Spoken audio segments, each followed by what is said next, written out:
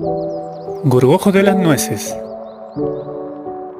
Este insecto se caracteriza por su alargada trompa, la cual utiliza para perforar las bellotas y las nueces. La diferencia entre macho y hembra se puede determinar por medio del alargado hocico, ya que la de la hembra es más larga que la del macho. Este insecto puede alcanzar un tamaño de entre 4 a 8 milímetros de longitud.